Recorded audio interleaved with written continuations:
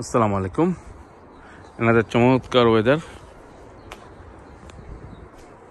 আজ শনিবার, ফেব্রুয়ারির শেষের দিকে চলে এসেছি। আমরা একটা কাজ করব, সেটা হচ্ছে আপনারা সবাই জানেন আমার বাগানে দারুণ ফিগ হয়।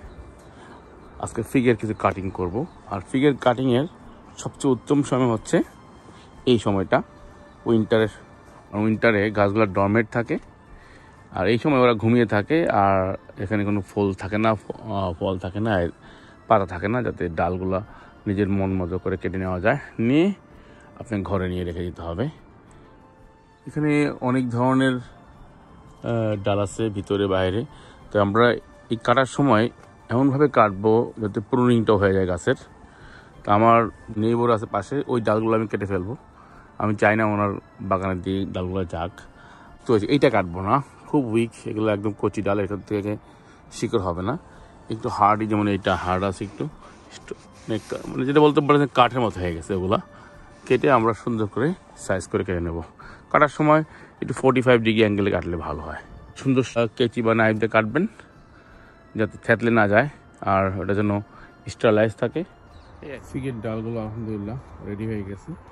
চেষ্টা করবেন 1 ফিটের মতো করে কাটতে মিনিমাম।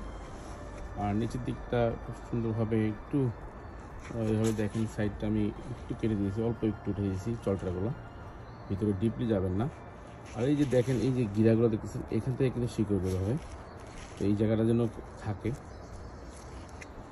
আর এটা যদি দেখায় ঠিক এভাবেই এখান থেকেই কিন্তু শিকড়টা বের হবে।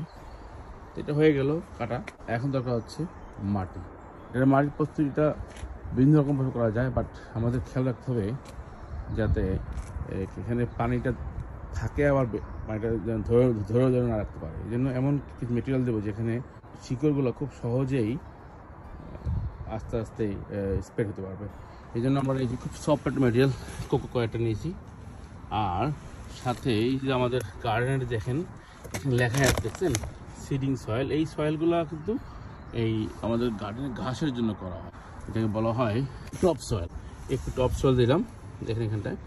আর একটু বিল্ডিং যেটা শার্প স্যান্ড, মনে রাখবেন ওই মিহিটা না, যেটা একটু দানা দানা, ওই স্যান্ডটা দেবেন। এই তিনটা আমরা মিক্স করে, আপনি যদি এটা না থাকে তাহলে আপনি নর্মাল কম্পোস্ট দেবেন, কোকো গার্ডেন না থাকে, অথবা আপনি দিতে পারেন, পাউডারও দিতে পারেন। বাট বালু, এই দুটো মেটেরিয়াল খুবই ইম্পর্টেন্ট। যেহেতু একটা ডালের মধ্যে যদি পানির মধ্যে যদি ডুবে থাকে, তো ডালটা কিন্তু পচে যাবে। তাই পানি যেন ধরে না রাখতে পারে। আর যখন শিকড়টা বের হবে, যাতে খুব সুন্দরভাবে শিকড়টা যেতে পারে। বালুর মধ্যে দেখবেন যে কোনো গাছ হলে খুব শিকড়টা খুব ইজিলি চলাফেরা করতে পারবে, রুট ক্লট হবে না। এখন এটাকে মিক্স করবো সুন্দর করে। দেখেন এই মাটিগুলো এখন একটা ব্যাগে, আপনি গ্রো ব্যাগ বা বিভিন্ন পটে দিতে পারেন। যেহেতু এইটা একটা গাছ, তাই একটু পটটা যেন লম্বা হয়। আমি বাজার থেকে এবার একটা দারুণ জিনিস কিনেছি, খুবই পাতলা, একটাতে অনেকগুলো থাকে। দেখেন এগুলো খুললে কি সুন্দর হয়, প্রায় 12 ইঞ্চি মতো লম্বা। এবং দেখেন এটা খুব স্টেবল হবে এবং অনেকটা মাটি থাকবে। যেহেতু এটা একটা গাছ, শিকড় ডাল থেকে গাছ হবে, তাই একটু বড় যাতে পট হবে, পাতলা। কিন্তু এটা আমি অ্যামাজন থেকে নিয়েছি। আমার কাছে খুব কমফোর্টেবল মনে হচ্ছে। এটা নিচের দিকটা একটু সরু, যার কারণে খুব ইজিলি যখন গাছটাকে আপনি প্রতিস্থাপন করবেন খুব ইজিলি বের হয়ে আসবে। চলেন আমরা মাটি ঢোকা এখানে।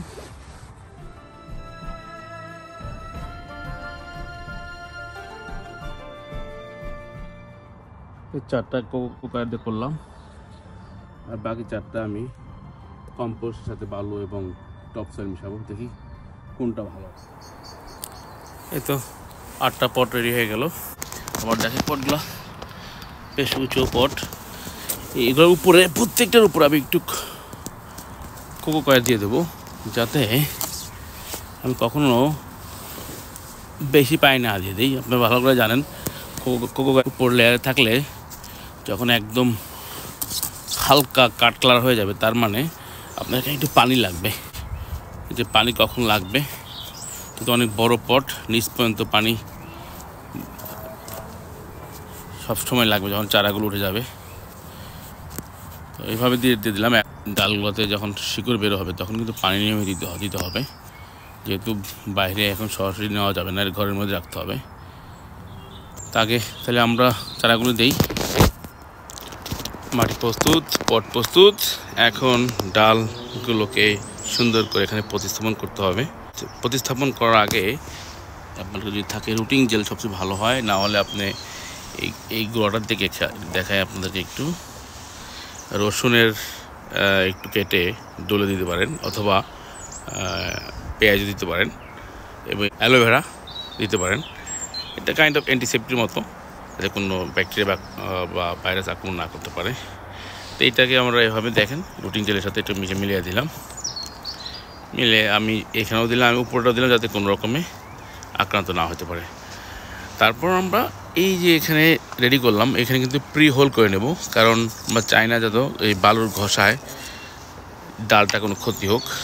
সুন্দর করে যদি পটটা হাইট কম হয় তাহলে 45 ডিগ্রি অ্যাঙ্গেলে দিবেন, যাতে না নাড়াচাড়া করে। যেহেতু আমারটা অনেক উঁচু লম্বা পট, তাই আমরা সোজাই দেবো। সুন্দর করে এভাবে দেখেন মোটামুটি দিয়ে দিলাম। তারপর আরেকটা দেই, আমি দুটো করে দেবো। এগুলোর উপরটা কিন্তু আবার কুশির মতো আছে, এগুলো খুব তাড়াতাড়ি হয়ে যাবে।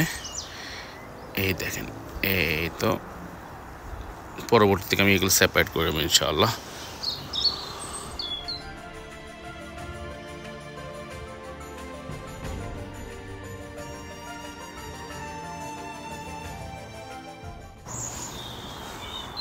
তারপর গোড়াগুলো একটু ফার্ম করে দেবো হাত দিয়ে সুন্দর করে, যাতে নড়াচড়া না হয়।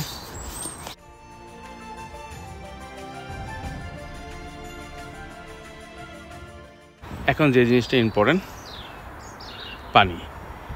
আর পানিটা আমরা যেন বৃষ্টির পানি দেই, সবচেয়ে ভালো হবে। সবার বাগানে বৃষ্টির পানি পাওয়া যায়, সেভ করে রাখবেন। পানিটা সুন্দর করে দিবেন, একবারে দারুণভাবে পানিটা দিয়ে দিবেন, যাতে একবারে এই মুহূর্তে মানে বেশি করে পানি দেওয়া মানে কি, যাতে পুরোটা পায়। আর দেখবেন যে 2-3 সপ্তাহের মধ্যে তেমন পানি লাগতেছে না। যদি লাগে তাহলে দিতে হবে অল্প অল্প করে। এই মাটিগুলো এমনিতেই একটু ভিজা ছিল, তো পানি নিয়ে আমার টেনশন নাই। পানি দেওয়া হয়ে গেলে একটা ব্যাগ দিয়ে কভার করে রেখেছি। এই প্রপাগেশন করার জন্য এই কাপড়টা দেওয়া খুবই জরুরি। এটার ভিতরে একটা এনভায়রনমেন্ট ক্রিয়েট করবে তাপমাত্রার। আর আমরা এখন এই মুহূর্তে মিনিমাম 25 ডিগ্রি থেকে 27 ডিগ্রি তাপমাত্রা লাগবে। এই কাপড়টা দিলে তাপমাত্রাটা আরও বৃদ্ধি পাবে, আর সবসময় একই ধরনের তাপমাত্রা থাকবে। আপনি থার্মাল কাভার বা যে কোনো প্লাস্টিকের বিন ব্যাগ দিয়ে বা শপিং ব্যাগ দিয়েও এই কাপড়টা দিতে পারেন। কাগজের যে বক্সগুলো আছে বক্স দিয়ে দিতে পারেন। এই তো ঘরে এনে রাখলাম, এভাবে রেখে দেবো আমি। আশা করি আগামী 3 সপ্তাহের মধ্যে এগুলোর সবগুলোতেই শিকড় হয়ে যাবে এবং তারপরে নতুন কুশি আসবে। তারপরে যত্ন নিয়ে আবার ভিডিও দেবো ইনশাল্লাহ। আর যখনই গাছ হবে ঠিক এরকম টাসা বড় বড় ফিগ বা আমাদের যে বেহেস্তি ফল 3, যে বাংলায় বলি ডুমুর, গাছ থেকে পাকা পেরে খাবেন ইনশাআল্লাহ। ধন্যবাদ।